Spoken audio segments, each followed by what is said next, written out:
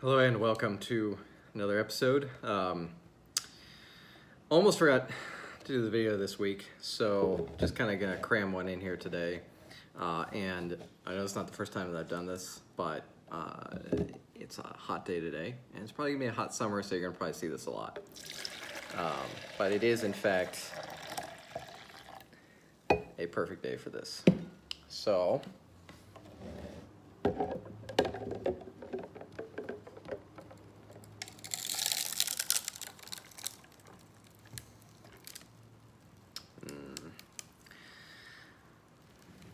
do enjoy that sound. All right.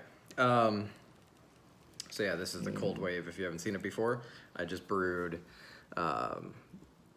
Conduit's Myanmar on the Kalita wave, and then straight into here.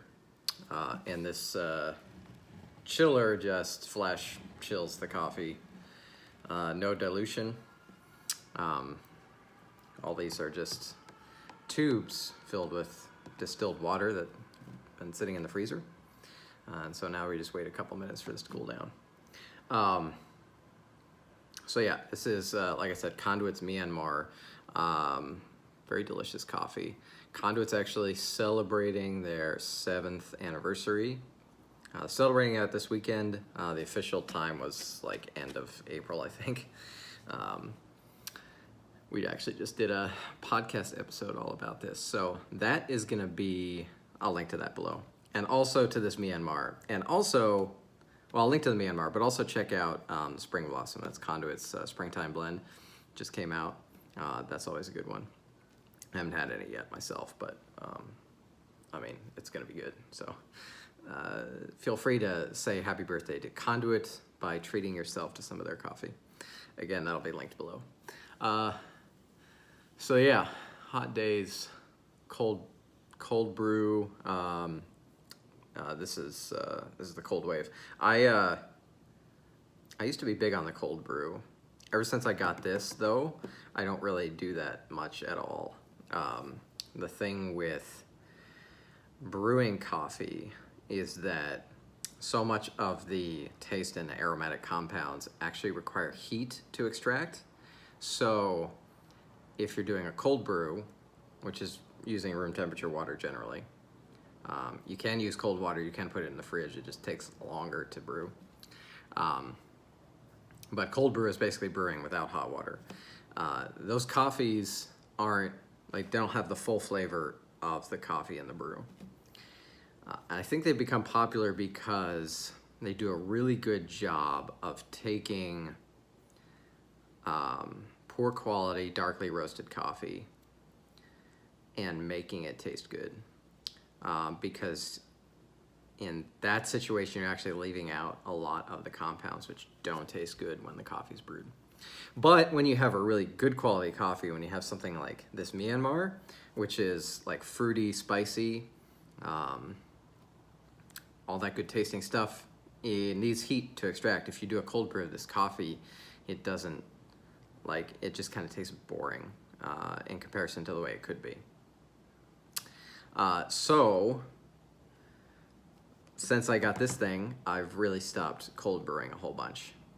I just don't see a reason to do that when I can brew regularly, get a proper extraction of coffee, and then just chill it really quickly. Really good quality. So I'm kind of jumping around here a bit. That you might think, well, why not just do a brew and then stick it in the fridge? Well, there are a number of problems with putting like hot coffee in your fridge, but ignoring those, it takes a long time to cool down in that situation, and I think you end up getting breakdown of the coffee a bit. And you're really only going to have a good experience when you have really, really, really high quality, of certain kinds of coffee. Like, I have had coffee that tastes amazing after it's been sitting around for many hours, but that seems to be rare. In any case, I want cold coffee now. I don't want to wait, so brew hot, chill immediately. And it's easily been a couple minutes now, so.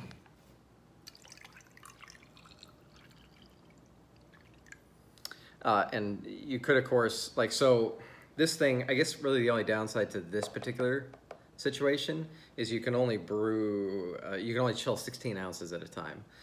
You can do like a couple whole batches before this needs to be refrozen. But that's just a side note.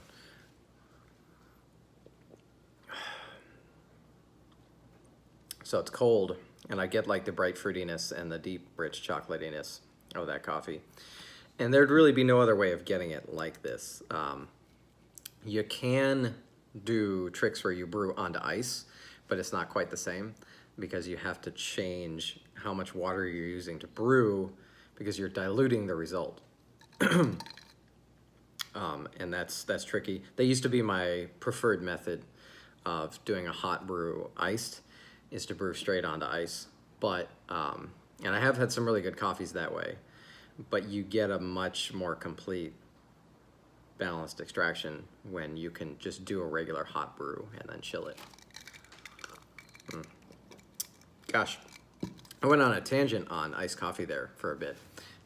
What I was thinking about doing was coming on here to ask your thoughts about the YouTube channel. Many of you who've been following for a long time know that when I started with the magazine, and the magazine, which is Extracted Magazine, started off as Coffee Lovers Magazine. So that was the first thing I made, and then the next thing was the podcast, and that's Coffee Lovers Radio, which is still Coffee Lovers Radio. And then I did the YouTube channel as Coffee Lovers TV, kind of just nice magazine, radio, TV thing. And last year, I decided, after much deliberation and conversation with readers and testing and all this kind of thing, to change the name of the magazine to Extracted Magazine. That took me a long time to come to that decision. And when I did that, I decided to leave the YouTube and the podcast the same. Now, the podcast is also a partnership with Jesse at Conduit Coffee. So if you listen to the episodes, you'll hear both of us on there all the time. So I'm not, like, if we do change the name of the podcast, that'll be something that he and I do. But the YouTube channel, if you're watching this on YouTube, I also do put these on Instagram. So if you're watching this on Instagram and you're wondering what I'm talking about, go visit the YouTube channel, which is currently Coffee Lovers TV.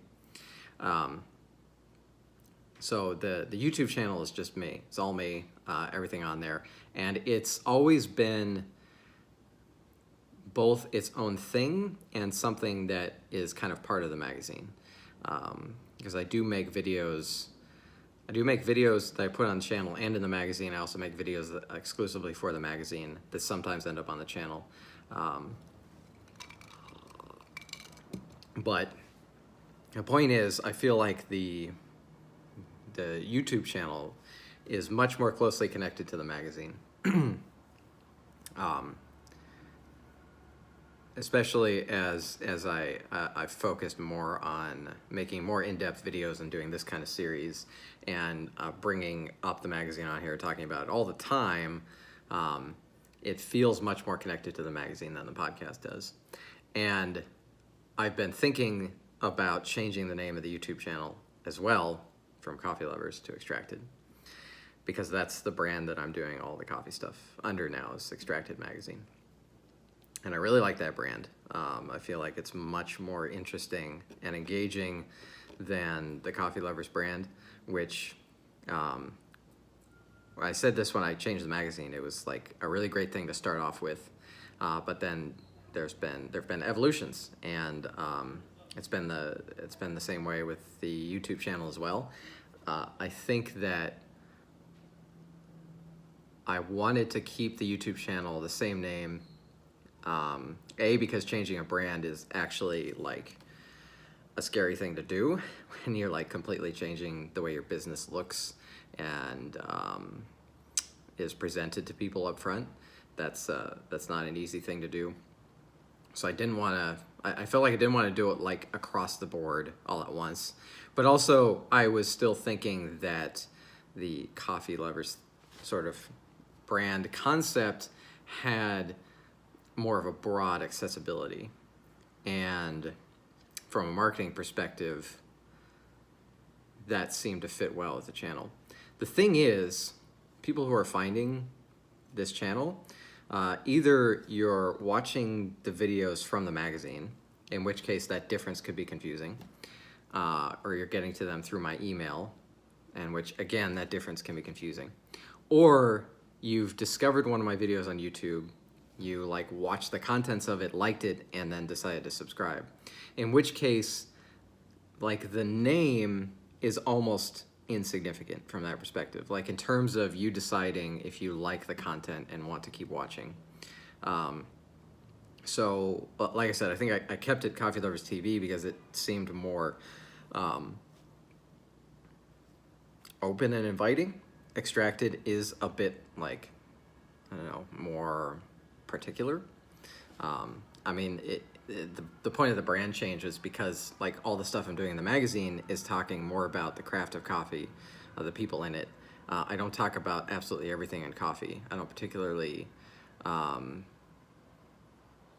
like, I have particular interests in what I want to promote with the work, and that's more focused on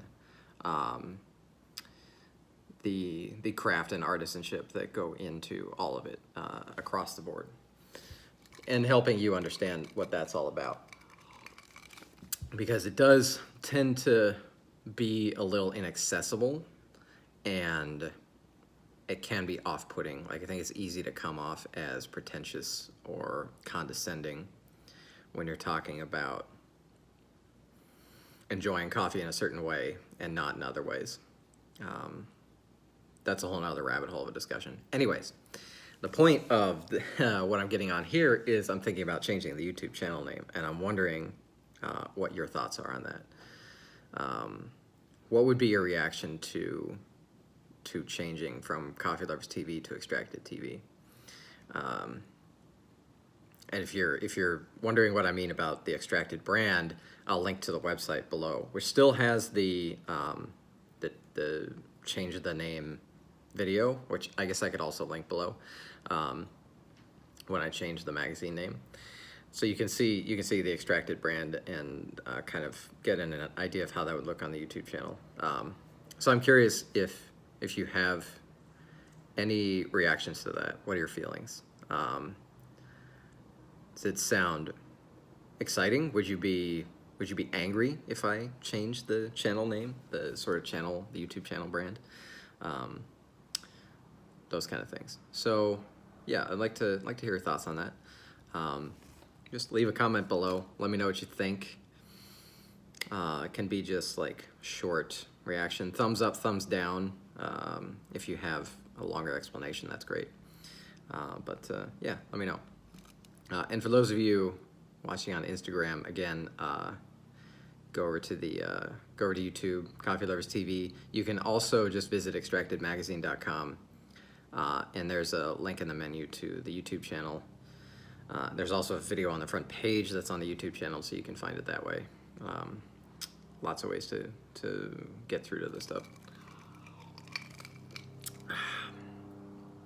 If you're curious about the cold brew, I'll link to that below as well, and everything that I used to brew this coffee today, and of course the coffee itself. So I think that's about all I got. I got to get on with my day.